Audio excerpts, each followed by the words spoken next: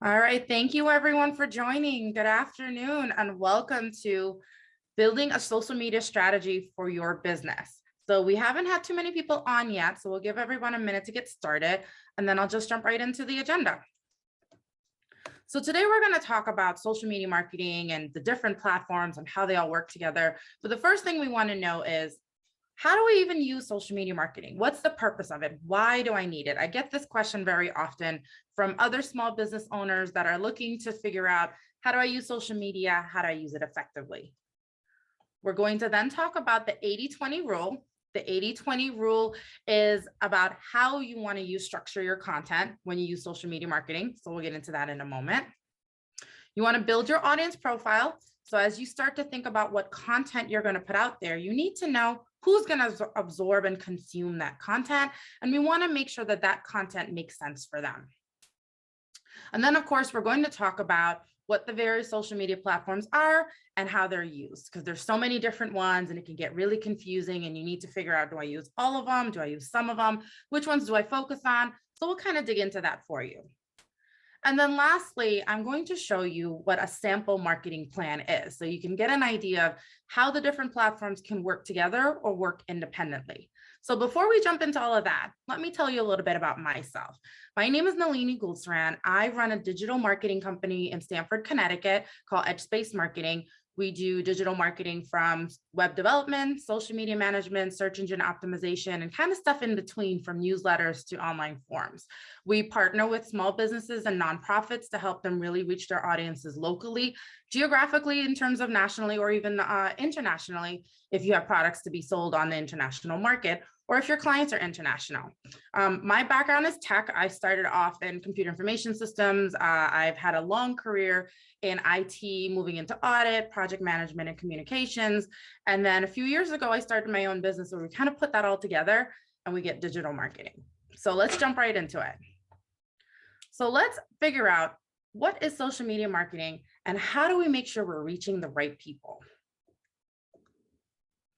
Social media marketing is really important because it allows you to connect with and influence your existing and potential customers. Now, you're going to hear me talk about this in a little bit, but marketing is not advertising.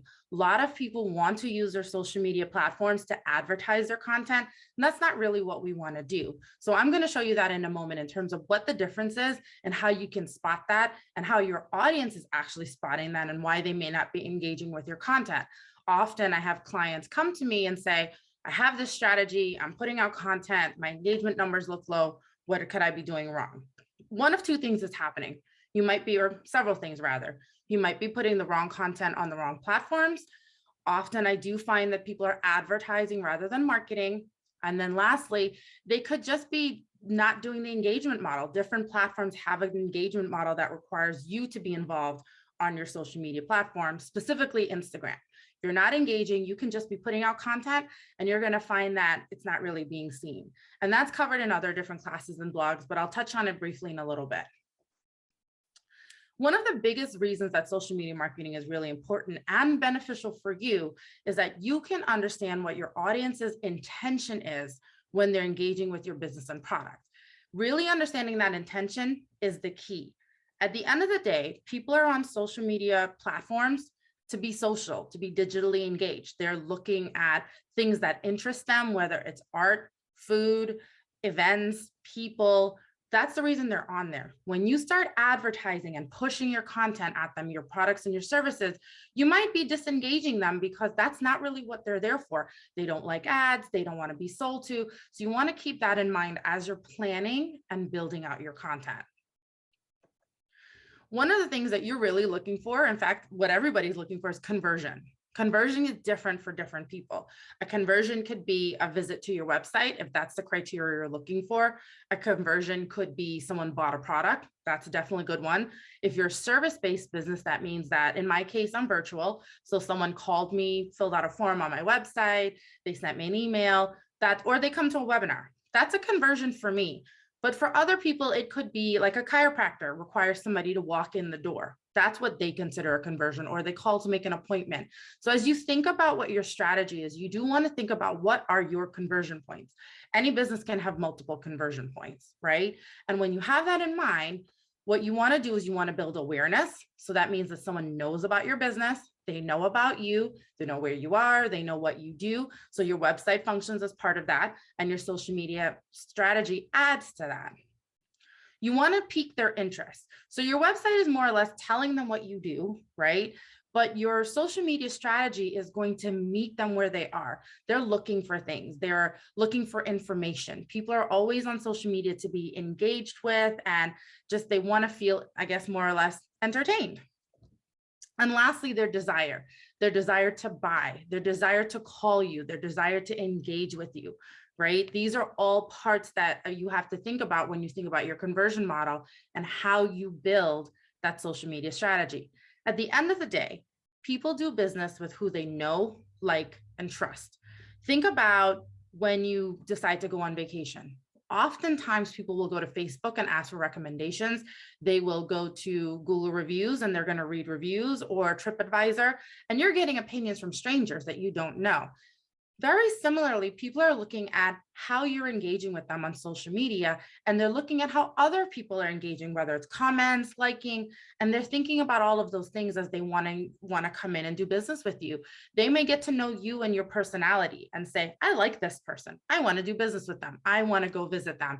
And that is very important, especially for people with very big personalities and have a lot of entertainment quality. That could do really well for you. And even those that don't have that and are much more quiet, they could put out content that supports their brand or business and still showcase their personality outside of being big and boisterous. So what does that mean? I keep saying marketing is not advertising, and it's a very, very important thing to understand. Advertising is promoting a company, its products or services. So that's like me, Nalini Gulsaran, walking around saying, I run edge-based marketing. I run edge-based marketing. I do all these services. That's more or less advertising. Here's an example of a post that could go on social media that says that it's SEO services for small businesses. If I posted this on my Instagram, Facebook, LinkedIn, I've now told everybody that I offer SEO services for small businesses, but I don't know that I've satisfied their need. I've satisfied my need to tell them, but I haven't satisfied the customer's need. So what does that mean? When you think of marketing, you really need to think about what the customer need is and determine how best to meet them. So this is figuring out what are their pain points, what are things that they're wondering, what are FAQs that you get all the time. These are really important things to figure out as you build out your plan.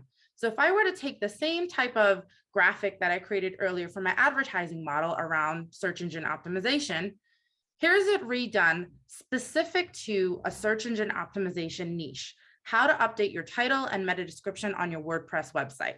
I have met customers who are on their WordPress website, customers interested in websites, and then those who are tech savvy will further understand the title and meta. Now, this may still be too technical for some folks, and this is where you have your captions and such to write out the different descriptions and give some supporting information. But just to look at the difference, the advertising model is just saying I do SEO. The marketing model is giving them a bit of information that they can use. Now, this may not turn into a conversion for a long time, but what that does is build trust with my audience because I am giving them information. I'm showing them I'm an expert in the field, and I'm also showing them goodwill. I'm not just saying you have to call me to get this service. I'm saying here's how you can do it for yourself. And if it's too technical, then you can call me. So that's how you look at the difference between marketing and advertising. Now, advertising is a component of marketing. You know, there's marketers out there who will tell you that, and that is absolutely true. But for what we're talking about today, specific to social media marketing, you want to know the difference between the two, because the advertising model will get you into trouble in the social media space, because unless it's a paid ad, if it's organic content, people aren't looking to be advertised to. Let's talk about that 80-20 rule. Marketing is still not advertising, right? So 80% of the time, you want to create value. So going back to the example I gave you a couple minutes ago, I was giving value to my SEO clients that are interested in knowing how to do this for themselves, because SEO can get expensive. That's just a specific example of how I can create value. Only 20% of the time you want to promote your services or your products. So you want to minimize call to actions. What does that mean? How often have you scrolled through social media? You see a post and the caption says, call us today for your free consultation. That's a call to action. You're telling them to do something. You're asking them to reach out to you, whether it's visit the link in my bio, click the link below. Those are all call to actions. Now, if the link is leading them to a blog or newsletter, a podcast, that's totally okay because you're still giving them something tangible. But if the link is only saying, go visit my website for my list of services, that could get you into trouble again because you're now broaching over into that advertising space. There is a fine line. It can get a little confusing, but just try to keep that in mind. Value creation. You could even ask your audience, speak to people and find out, what are you interested in? What would you like to know about? There's nothing wrong with running a survey or even asking your in-person clients, what would you like to see on social media, and build a list from there. So here's some suggestions for how you can create value. You want to solve their problems. You want to provide motivation and inspiration. You can answer frequently asked questions, provide tips, tricks, bust myths, and then show your business and brand in action. So for example, when I gave you the advertising versus marketing model, I was solving a problem. I was also providing a tip or trick. So it falls into both of those categories. And in my world, I also know that's a frequently asked question I get where people go, where do I do that again? So that's another way where I'm breaking that down and figuring out which one of these boxes does that content fit into. A business and brand in action could be me like doing, I have a camera set up and I'm doing a time lapse of me teaching this class. That could be interesting. I don't know how many people would be really interested in that. But if you think about artists that do time lapse as they create their, whether it's pottery, paintings, jewelry, I definitely have seen time lapses and they're very interesting and cool to look at. They're in small snippets. So something that could have taken hours to create, I just watched it get created in 30 seconds. And that's very interesting and engaging. Content like that can go viral. It's what you're looking for, at least get high engagement numbers. Other ways that business and brands in action, I have a friend that's a photographer and he does time lapses as he's setting up for the event. They're pretty interesting and cool to look at because you don't know about all the equipment that goes into it, those type of things. So time lapse is one thing. Other ways you can do it is if you are a vendor that you provide, whether it's t-shirt, gear, different type of things at fairs and festivals, you can, go, not necessarily go live, but you can post on your Insta story and just do a little quick video of, hey guys, I'm here. This is where we are. This is the table setup, those type of things, interesting things happening. Some people like to show their family. So you want to be careful with that because if your pages are public, strangers are looking if you have small children or where you live, things like that. So you want to be mindful of how much of your personal life you want to share on your business page. And while we're in that topic, please be sure to separate your personal page from your business page. Your business should always have its own page that's not your personal page, whether it's social, Facebook, Instagram, YouTube, those type of things. You do want to keep those separated because your personal life at some point, you may want to keep that profile private. Even if it's public, there's content you'll share on there that you may not share on your business page. Perfect example would be myself. I have 2 pages. My personal page is where I share my artwork. I teach dance classes. I post that stuff over there, things that interest me. Whereas on my business page, I keep that focused on the business and providing things that my audience cares about business-wise. So that's some ways you want to keep that separated. So now that we keep talking about how do I provide this content that people are interested, what do they want? Let's build that audience profile. Are you reaching the right people? What does that mean? So here are some things that go into your audience profile. You first want to consider their demographic, their behavioral traits, their psychographic traits, and their geographic traits. Now, those are really big words. What does that really mean? Let's break it down a little further. When you're thinking of someone's demographic, you're thinking of their age, their gender, nationality, ethnicity, occupation, income, and family size.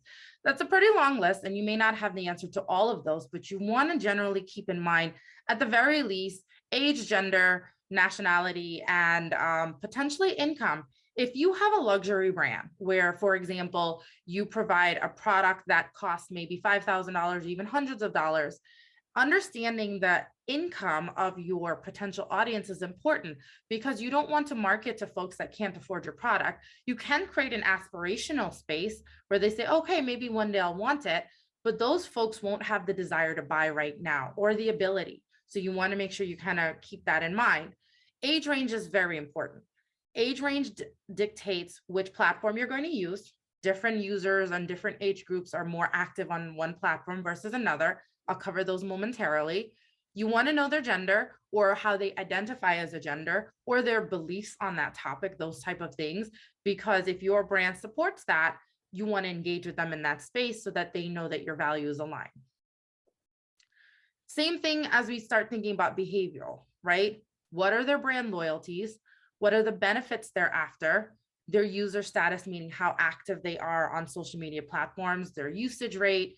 If you have something that has a special occasion, so for example, you're a flower shop, you offer flowers year round, but Mother's Day is a very big day. So you want to do your marketing strategy to include Mother's Day, Valentine's Day, those are occasion specific. Then you have other occasions that happen in between, prom, homecoming, anniversaries, birthdays. So you start to intersperse all of that. That's why it's important to think about those occasions. And again, that person's readiness to buy. So some of these overlap. Your demographics include just kind of generally the specifics around who they are, what they do, and can they afford it? And behavioral is around what they're interested in and how likely they are to buy.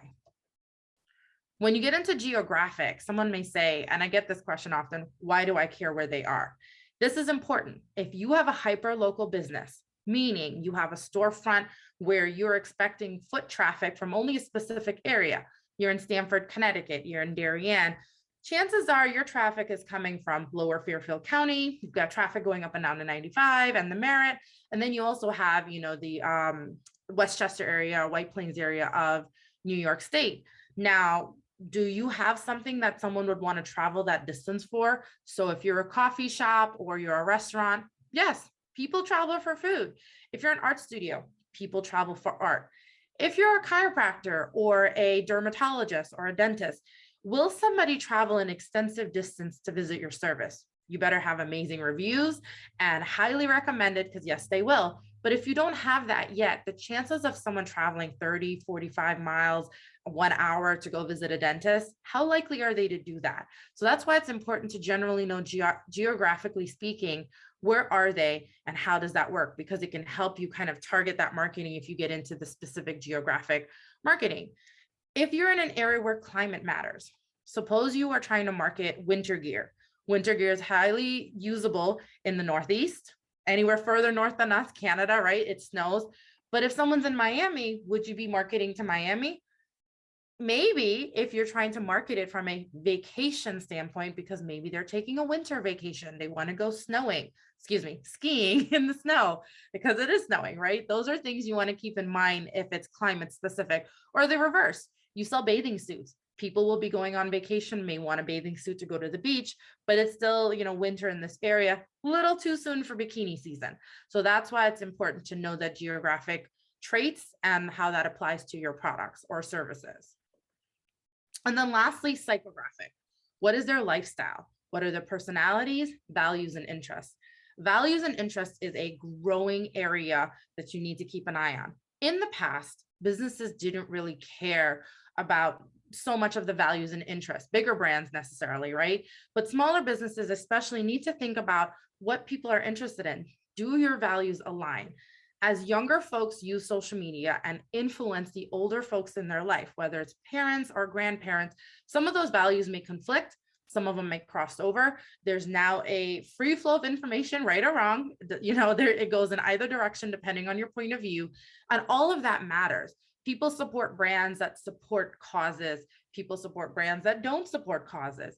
It's really about their personal interests. And so as a business owner, you have to figure out what matters for you. Do you really want to share your point of view on something and worry about ostracizing a particular group of people? But sometimes not sharing your point of view can also ostracize a particular group of people. So keep that in mind. It is a tricky area, but just know that there is a growing interest of folks wanting to know what are your interests, what are your values, because they want to see that they align. So now we've talked about, okay, the audience profile, all of these factors you have to figure out. So here's what I usually say. Start by compiling a broad list of topics and subtopics. So let's talk social media. I can say that I provide social media services. That's great. Underneath the subtopics, I could talk about what are hashtags. Particularly today, we're talking about what the different types of platforms are. I can talk about a strategy for using any particular one of those platforms. So that list can get really long, and that's okay. You want a long list because then you can start to pull from it as we get deeper into building that plan. But then you're wondering, how does that make sense? Here are some questions you can ask yourself. What are topics related to what you do? So if you were a chiropractor, are you interested in mindfulness because we know about the mind-body connection?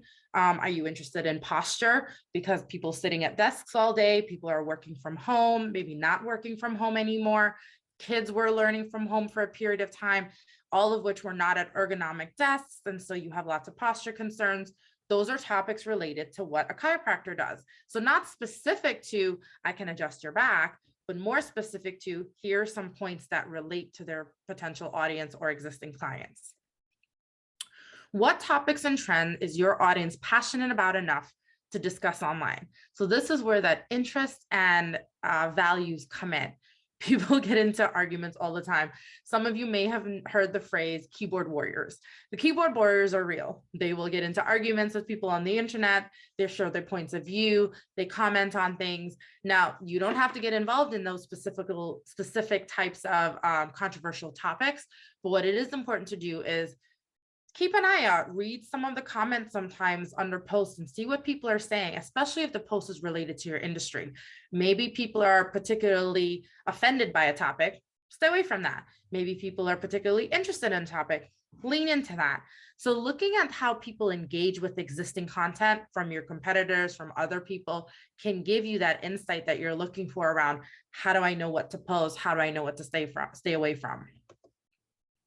And then you also then want to start thinking about, what are common pain points that you can solve in 1 minute or less? That 1 minute or less is very important. When you're using platforms like whether it's Facebook, Instagram, Twitter, or LinkedIn, people's attention span, they said, is anywhere from 10 to 30 seconds. There's a reason that some of these platforms limit you to 1 minute. You have to have really engaging content to really get past that 10-second mark, because as people are swiping, they're moving really fast. If it doesn't catch them right away, they're gone. Maybe it caught them, but then it starts to drag and they're no longer interested. They're gone.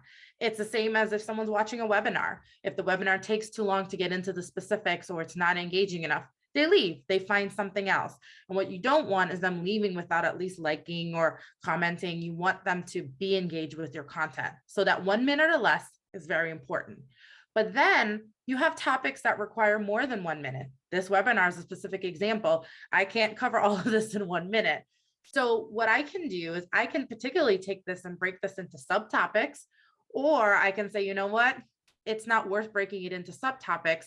It stays as a larger topic and it's held together as one 1 hour long webinar, and it'll go to YouTube. By knowing this, I can know where to put content, and I'll cover that in a second so you can know the different platforms and what content is best there. Now let's get into those platforms and figure out, what are you going to do and how are you going to use it effectively? So Facebook, I think everyone around the world has now heard about Facebook. It is used globally by many people. The age range of users on Facebook is 25 to 65, with 1/3 of its audience that's 45 plus. Facebook has a aging user base, and there's nothing wrong with it. What that means is that as folks become more comfortable with Facebook, they are sharing it with their friends, they're sharing it with their family, and encouraging them to get on the platform. My dad is officially on Facebook, my mom refuses. I give it a year or two, she might join Facebook, you never know. And so that's the type of trend we're seeing happening, and you'll see it more and more on platforms like Instagram and TikTok, which I'll get into in a moment. Understanding that your user base majoritively is 45 and older. There's always outliers. I'm still active on Facebook. I'm under 40, but I don't use it as extensively as someone like my father does, as he scrolls through looking at family updates and those type of things. So knowing that my audience is older on Facebook, different type of content may go out to Facebook. It's up to you to decide that. The content type that you want to put on Facebook includes photos, videos, linked and text-based posts. This is important to understand because platforms such as Instagram, if you put a link in the caption, it's not clickable. No one's going to try to type it in a browser. They happen to be on the computer. They can use their mouse to copy and paste, but the majority of Instagram users are on their phone. So that text-based, link-based posts don't always work out so well. So Facebook's a good place to do that. And then of course, if you have events or upcoming events, you can share them on Facebook. In this particular case, today's event was hosted by the Darien Library, not myself. So I wouldn't create it for myself, but I can share it if they've created it. That's a little nuanced, but just keep that in mind, is that if you're the organizer, go ahead and create your event. If you're not the organizer, you can share the event that the organizer created. The formats of your photos are very important depending on your platform. For Facebook, you can do square, portrait, or landscape. There aren't too many restrictions around dimensions and such. As we get into Instagram, we'll see that in a moment. And then the login settings, I do get this question very often, is how do I log into my Facebook business page? You will always have one login to Facebook, which is your personal page. And then you create a business page from there, and it's managed from the business page. So if you were to hire a social media manager, or you have someone in your team that's going to do the social media, you would grant them whether it's admin or editor access to that page. And from their own personal login, they can manage that page. So you will never need to share your Facebook password. It's very important. Let me repeat that. You will never need to share your Facebook password unless you need somebody to go into your personal account because you're not sure how to do that. So just keep that in mind. So here are some suggested ways you can use Facebook content-wise. Post upcoming events. If you're the organizer, share upcoming events. If it's posted to Facebook or you have a link for it, share relevant topic or trends. You can share articles. You can create your own content. You can share blogs, podcasts, newsletters, post tips and tricks, bust myths. So now this is where it gets into, do you do it video? Do you do it photo? Do you do it via creating content and get somebody masterful to do it? You can do all of these things. Here's something to keep in mind with Facebook in particular when it comes to social media marketing. Facebook business content is suppressed. Facebook has admitted this, and they have said that they do not really promote business content anymore because it's what we call the pay for play model. They want you to pay for advertising. They're also trying to get back to the family and friends model that they had back in the day, early Facebook days, where you saw more about your friends and family and less about news and business stuff. So it's a little tricky. And you may find that as you're posting to Facebook, you have, hundreds of followers, but your content engagement is very low. It is to be expected on Facebook. And there's not a lot we can do to increase that. Whereas with Instagram and other platforms, the more you engage, the more you can drive content. Facebook, not so much. So keep that in mind, that while you can do all of these great things on Facebook, it may not get seen the way it's seen on other platforms. Let's talk about Instagram. So the demographic for Instagram is 18 to 45 plus. So there's always outliers. There are children younger than 18 on Instagram, and of course, older than 45.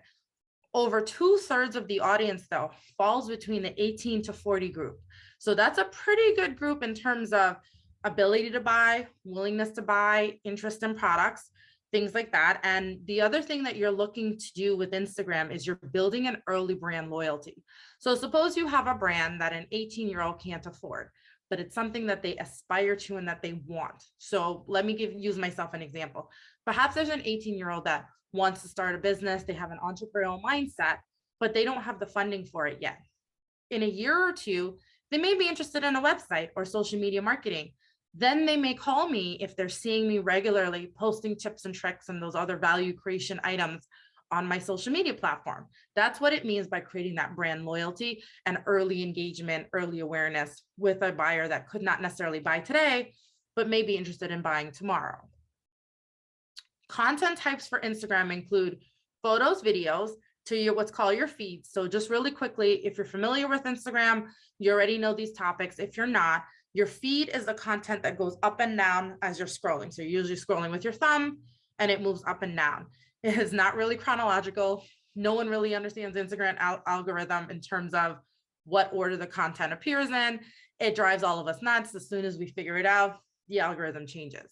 The other part of Instagram is the Insta story. They go across the top like this. So you swiping left to right.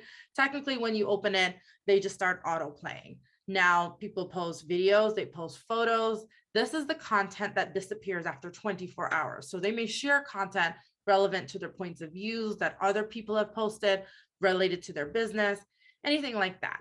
But in your Insta story is where you can do text only. So for example, I could have done a story post that said, hey guys, come to class at 12 o'clock today. Here's the link. You can put a sticker in with the link to the class to register. That's how you would use those links and text-based type posts on Instagram. Another way to do it is you put the links in your bio. There are platforms called Linktree and other such places where you can put multiple links.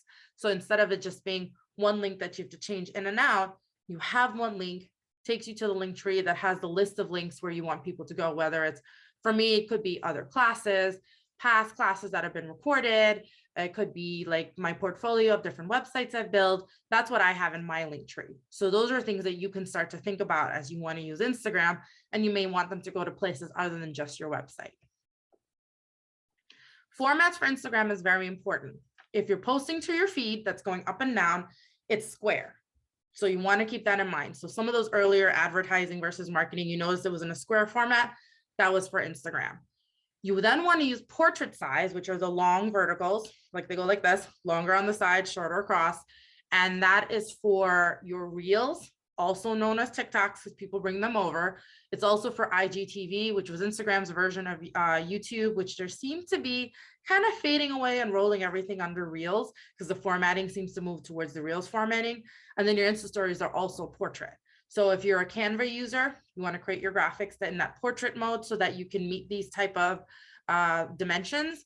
And if you try to post something that's wider than the square, Instagram will throw an error that the ratio is not right. If you're auto posting from a scheduler, or if you're trying to post within Instagram itself, it'll just limit you to your square and you're trying to draw a box and shrink and do other things to make it fit. So keep that in mind that you might need to adjust your photos or your videos accordingly. And your login settings for Instagram is each Instagram account has its own unique login. So this is another reason why it's important to keep your personal and your business stuff separated.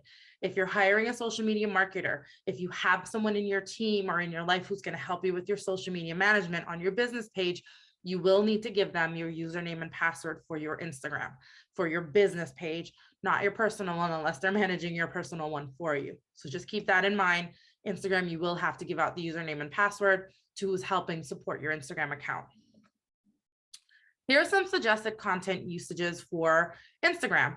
You'll notice a lot of overlap. A lot of it is the same content you're going to share across multiple platforms, just in a slightly different way. So you want to share an image or a video with informative captions on relevant topics and trends. So this is, remember the list you were creating? So if you have an image that is a stock photo of something, your supporting caption is what becomes really important for driving your feed. You want to showcase your team, if you have a team, and if your team wants to be showcased. This is very important. I have a team and none of them want to be on social media. So I have to respect that, and I don't really showcase them. I also don't post myself a lot because I try to lead with the business and the value and less about me. That's a bit tricky for people. If you're a solo business, it could be the all about you show. My personal business page is the all about me show because it's my personal business page. Excuse me, personal page. My business page is all about the business and how I can help small businesses. So I try to keep that a little separated. It's up to you how you want to do that, but just keep in mind that if you do the all about me show on your business page, people then to read into that and think, is this person egocentric? Does this person not care about their team? So you want to manage that a little carefully. You want to post your tips and tricks. So you can do that as a reel, you can do it as a regular post, or you could do it as an Insta story. So let me give you an example. Last year, there was a uptick in Instagram accounts getting hacked, and it's happening again this time around. So what I did was I went on my Insta story and I recorded a video talking to folks and just giving them some quick tips and tricks, just really quickly. This is how you take care of a specific issue or how you avoid the spammers or the scammers following you. I didn't make a big post about it. I didn't do a ton of graphics. It was just a quick tip that I just wanted to throw out there. So I did it as an Insta story. I could have saved it, but I didn't. For me, it wasn't that big of a deal. But I could have redone it as a more professional looking reel or as a regular post if I wanted. The problem with the reels and video, again, is that if you want to do a regular post, you've got your square versus your portrait. So that's the thing to keep in mind. Busting myths. Sometimes people have misconceptions about your business that you want to make sure you can tackle them. And then you want to engage with your audience. This is super important for Instagram. Instagram counts how often you open the app. They count how often you like things, comment things, how much time you're spending in there. All of that matters. You can be putting out really good content, but if you're not opening the app and doing things in the app, like liking, following, commenting, Instagram suppresses your content. They tell you that in the algorithm because they want you to be digitally social. So it's very important for you to keep in mind how to stay digitally social while you're doing this. This doesn't require hours every day. Something as simple as 20 minutes a day can really make a difference as you continue to do that. You'll find that you may build rapport with folks as you engage with their content, and people will say, oh, this person, this business continues to engage with me. They may engage back. You might get into conversations with them. They may follow you back. That's all part of how you want the model to work. And then lastly, if you have links to events, podcasts, blogs, your newsletter, they go in your bio into a link tree, or they can go into your Insta story with the little sticker that goes specifically out to it. You can do both. They don't have to be mutually exclusive. So keep that in mind that there are some options for how to do that. TikTok. This one's becoming an incredibly popular app. Most people have one, maybe two TikTok accounts already. The age range on TikTok is from 10 to 65 plus. The pandemic really changed how TikTok was used. 80% of the users are between 15 and 34, but the audience is aging up rapidly. That means that folks that are 45, 55, 65 plus, even older than that, are using TikTok, and not just like on there watching stuff, they're actually creating their own content. Sometimes I'm amazed. The other day, a few months ago, I was on TikTok and there was a gentleman who looked to be in his 50s giving a tutorial on how to do something. And I was taking notes because I actually didn't know how to do that on TikTok. And it was a very easy tutorial to follow. So as they're getting more comfortable, they're starting to use it. Also, with the pandemic, people were caught in households with multiple generations. So as the 10 and 12-year-olds are doing their dance routines, the older folks are observing, and some of them were joining in. Like, I thought about it. If I was in, during the lockdown with my parents, I probably would have had my dad on TikTok with me. My mom's not so much, but my dad would have been doing the dances. So those are some things that have changed how TikTok is being used. TikTok can be a tricky space for businesses because it's video only content. The thing with video is that it must be well done. There isn't a lot of forgiveness for grainy video, blurry video, glitchy video, same with photos, because with the advancing technology of our phones and the different apps to edit things, users are expecting you to have nice looking video, from color to formatting to your background. All of these things matter. So a lot of businesses don't broach into the TikTok world. Also, the edits take quite a bit of time. I started the year with a goal of, I'm going to try to put out a TikTok once every 2 weeks. I think I've put out 3 maximum for the year, just because the amount of time it takes to cut the different videos, edit them the way I want them, put them together, then post it. I don't necessarily have the bandwidth for that just yet, but I'm still trying to work on it. So TikTok is a growing space for businesses, but it is a challenging space for businesses because of the amount of time and the creativity involved. All of your content is in portrait mode, which is why I said earlier, a lot of people, what they do is they film their stuff on TikTok and then they'll share it on Instagram into the Instagram feed from their TikTok. I tend to see it that way versus Instagram to TikTok, because TikTok has more of the trending music. You have better editing options. So there's a lot more that you can do with TikTok than you can do with Instagram. Instagram is increasing the capabilities and the features, but they're really copying off of TikTok. So you got to wait for the features to get there. And then for TikTok, there is a separate login for each account. So I have 2 TikTok accounts, a personal one and a business one again, and you can log into multiple ones on a singular device. Same with Instagram. So here's some suggested content. You'll notice the list is smaller, but it still covers the same type of topics and trends, showcasing the team, posting tips and tricks, and busting myths. Those are just some suggestions. Those aren't the only things. There could be tons of other things in your world that make sense. So this is when, as you're building that audience profile, you will start to know what goes into this list. LinkedIn. LinkedIn is really used for business. So what you're going to find is the age range to this is 18 to 55 plus, with 60% of the audience being 18 to 34. This has changed a little bit. We're noticing that it is aging up, but we're not really getting past 55 in the people using using LinkedIn. And the reason for that is because it's functioning as your online resume, more or less. It's your professional face that you're putting forward. 55 plus, most people are approaching retirement. It's changed now, you know, with the workforce changing, having with the pandemic and all of that stuff. So it is aging up a little bit, but people are retiring at 65 still, right? So they don't necessarily need to create a professional footprint, need a headshot, talk about their resume and the things that they've accomplished in their career.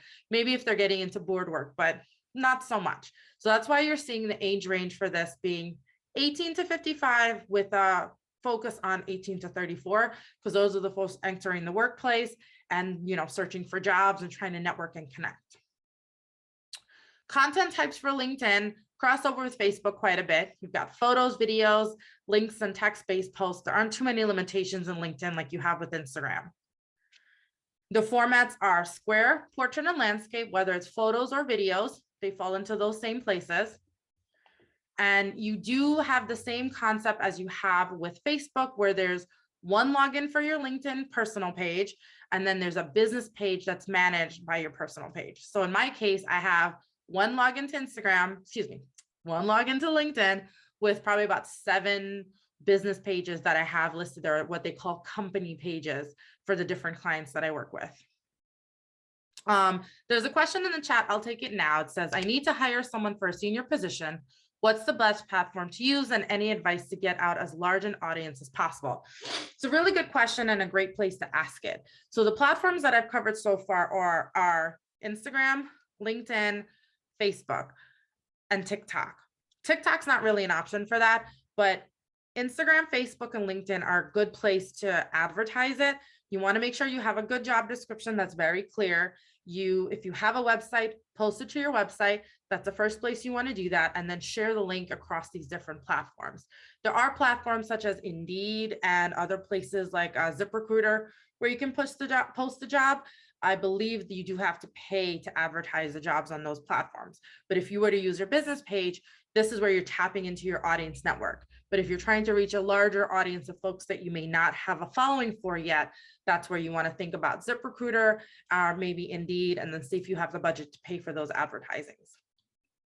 Coming back to LinkedIn, you can share your upcoming events. I will add that to this list for the future. Posting job postings would be a good thing to post here.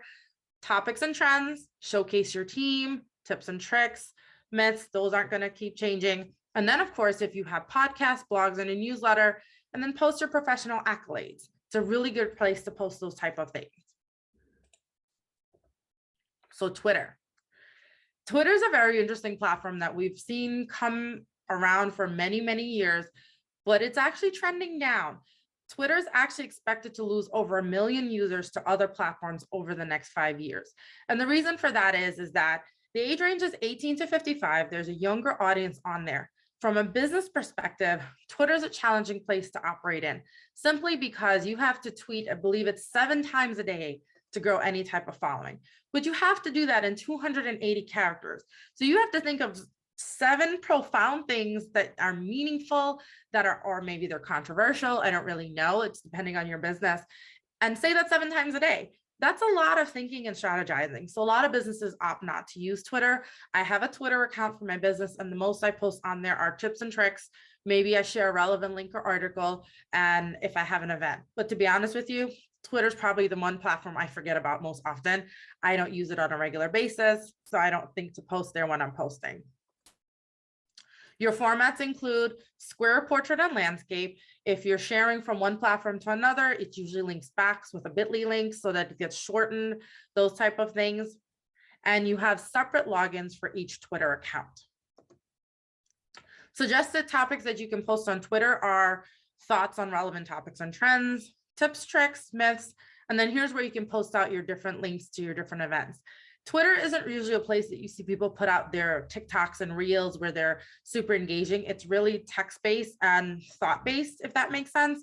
So it's really sharing their personal opinions on things. So if it's something that works for you, you like to share your opinions on things, go for it. Maybe you can build up your audience and see that it really works for you. For my type of business, I found that it wasn't really doing much, so I don't focus on it too much. Twitch. Twitch is I won't say new, it's new-ish. It's been around for a few years, but it is very popular with the 18 to 29 group. The demographic is aging up as always, but the audience usage is trending down a little. And the reason for that is that Twitch saw a big spike at the start of the pandemic. And now with the world reopening, the audience usage is trending down a little. We expect to see that change as people, it's kind of normalized. You're starting to see hybrids where people are using Twitch and still being in person. For those of you who don't know about Twitch, Twitch is for live streaming while engaging with the audience via the chat box. So some of you can say, well, I go live on Instagram or I go live on Facebook. What we're finding is that Instagram and Facebook can be a little glitchy and grainy and not really the best quality. Twitch is a really good place for gamers, artists, those type of things. I'll give you some examples in a moment for people who are using Twitch and how they're using it. It's a very interesting place. For those of you who, like myself, who grew up in the AOL chat era, the chat feature is really funny because people are actually chatting back and forth in the chat like we used to do in chat rooms or on AOL Instant Messenger or whichever messenger you did use back in the day. And they're engaging with whoever's performing, whether it's a meditation person, a DJ, a gamer, those type of things. The format is completely landscape. Even if you're on a cell phone, you're looking at it in landscape mode. So if you're going to do Twitch broadcast, you want to make sure that everything you're set up for is landscape. And your login settings would be a separate login for each Twitch account. So this is where you're going to live stream events. You could live stream unboxing videos or product reviews.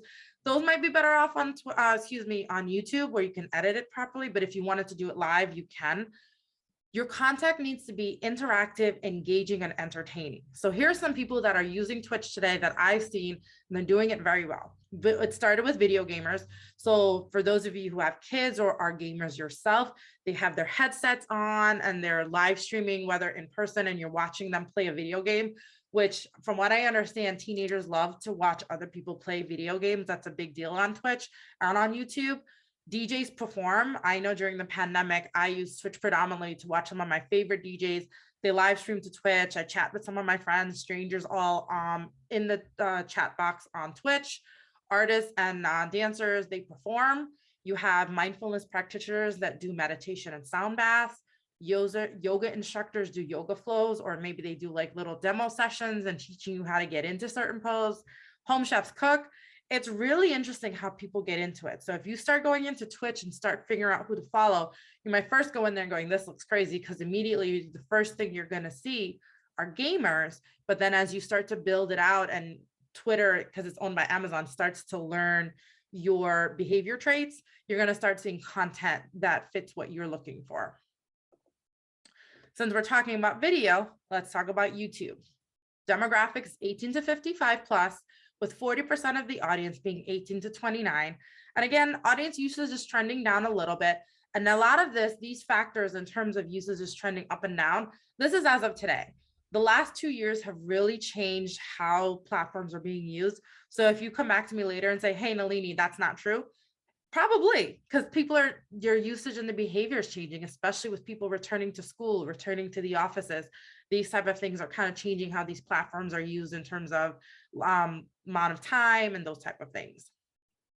Content types include previously recorded content that you're going to upload on there. So for example, this webinar or a video that you've filmed and edited and put together, or live streaming video. A lot of nonprofits used YouTube to film their fundraisers and upload it as a previously recorded event, or they live stream their fundraisers to YouTube. There's other platforms that are specifically canned for that, but some people find YouTube to be the most accessible. So that's one way that people are doing that. Your format is landscape again, just like Twitch. So video again this way. And then you have a separate login for each YouTube account, which is tied to your Gmail, or you can create multiple channels and playlists under a single account. This can get a little complicated, but just giving you your options in terms of how you do that. Using YouTube, you can do live stream events. You can show people how to use your products, showcase your skills or service.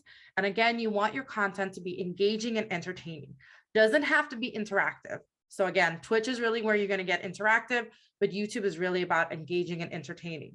Think about vloggers or influencers. So influencers who sit there and do their makeup all day or are doing their hair tutorials. food bloggers, fitness instructors, webinars, DIY, YouTube, how-to videos. Kind of think about how you use YouTube. Look at all the content that's out there. Businesses, again, struggle in this space because it's marketing, not advertising. So how can you as a business create content for YouTube, those longer format content that is about value creation for your audience and not you product pushing? It's a really tough space for businesses, so just keep that in mind. There's two more we're going to cover before I show you your social media plan. We've got Meetup.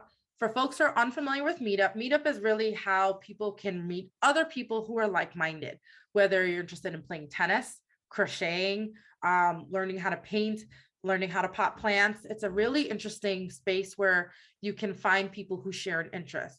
We are finding that audience usage is trending down, much like Twitter. Don't know that Meetup's usage is going to trend up again, but with the world reopening, who knows? This could change. The content types is really about interest groups and RSVPing to events. So whether it's a yoga class or an online event or in-person event, that's what Meetup is for. Like its name, it's about meeting people. Now there's virtual and hybrid now happening because of the pandemic. So that's changing again back to outdoor type events or indoor type events. So it's about you finding a group that works for you. The formats are text-based or links if you're participating in the discussion. Most people don't opt to create events simply because there's a paid membership required. There will be a separate login for each Meetup account. So just to recap, you're going to join an interest group, RSVP to their upcoming events. These events can be in person or virtual, free or paid. And then of course, the purpose is to meet like-minded folks. So this is how you can get to know folks. If you want to play tennis and you're new to the area, or maybe you don't know someone, you can maybe find a tennis partner in some group that meets regularly to play tennis. I had joined Meetup some time ago before the pandemic for different types of things, and I'm finding either events aren't being created, groups are being closed. Most people aren't using it the way they used to. A lot of them have moved over to Eventbrite. It's another event platform. The interface is a little easier to use than Meetup, less confusing. There's no discussion to participate in. I can just get my event tickets or event details and move on. Age range is 18 to 55, and then the audience usage is impacted by the pandemic, meaning that while it's trending down, we expect it to trend up again because virtual events definitely continue to happen, and then in-person events are obviously coming back. So that's why we're not sure whether this is going up or down. I couldn't find any statistics on Meetup and Eventbrite in terms of what the core user group is. That information isn't readily available. So I couldn't tell you in either of those platforms who your core user group is. Your content type here is just either creating or RSVPing to event. And your formats are landscape for the cover photo when you're creating an event. And then the details that you put under your event would be text-based, image-based, and you can even put in links from YouTube's. And then your login would be a separate login for each Eventbrite account. So I have one that's personal and I have one that's business. You can delegate access in Eventbrite. So I have a couple clients that have delegated me access. So I create events for them. So that's what you can do. It's a little tricky. So sometimes they just go here, take the login, it's easier. But if you are concerned about security with Eventbrite, you can delegate access. So you want to RSVP to events. You don't need a membership. You can go to free events. You can go to paid events. The ticket price can either include the transaction fee or not. Most nonprofits will pass on the transaction fee to the user, the person buying the ticket. It's nominal. It's usually like $2.45 or something, but that adds up for a nonprofit that depend on every single dollar. For events that are happening, again, some people may choose to absorb the cost. Some people may pass it on, whether it's a dance class, a yoga class, anything like that. It's really up to the organizer if they want to pass on the cost or absorb it. Businesses can sign up for an event, sign up for an account. It is free. And then you can create your events or you cannot create an event. It depends on what works for your business model. So let's quickly talk about building your social media marketing plan and how you can engage with your audience. When you build your social media marketing plan, you want to first build your audience profile. You want to determine which platform will reach them best. You want to compile your list of topics and subtopics, map your content according to that platform, and then create and deliver your content. So today we covered the audience profiles and what goes into it, from demographics to behavioral and psychographic traits. We talked about the different platforms and who's using them and how they're using them. We talked about how you can generate your list of, broader topics and subtopics. And in a moment, I'm going to show you how to map that according to the platform. That's where it gets a little tricky and you can feel like it's overwhelming. And then lastly, you want to create and deliver your content. Unfortunately, we don't have time to cover that today. And there's a whole lot that can go into that. But as you start to map out your plan, you can then create your topics accordingly or your content. Here's an example of a social media marketing plan that could work for your business. I really put on here, find what works for your business. This is a lot. Not everybody's using everything. As I mentioned before, I don't use Twitter. I had a plan to use TikTok, haven't even gotten around to that. It's a matter of what works. I'm busy doing everybody else's marketing, no time for mine, so I'm a bad example, but there are people that are doing it really well. Let's start by looking at Facebook. This is a week, and you don't have to do all of these things, but in a week, you can share information with an informative caption, share your upcoming class. Again, you're sharing another video with an informative caption. If you have a newsletter, you can post a link for it. If you have a blog, you post a link for it. If you have a YouTube video, you post a link for it. One of the things I want to point out is notice that the content is spread out across the week. If you have a newsletter, a blog, and a YouTube video dropping on the same day, you're better off spreading it out across multiple days. Don't drop them on the same day. Give yourself more opportunities for people to see your content. One a day, one every other day. Spread it out. You don't have to do all of those things. You can do none of those things. It's what works for you. For Instagram, notice in between when you're posting content, it's all about engaging with your users. So that's what's really, really important for Instagram, is on top of sharing really good content, is engaging with them.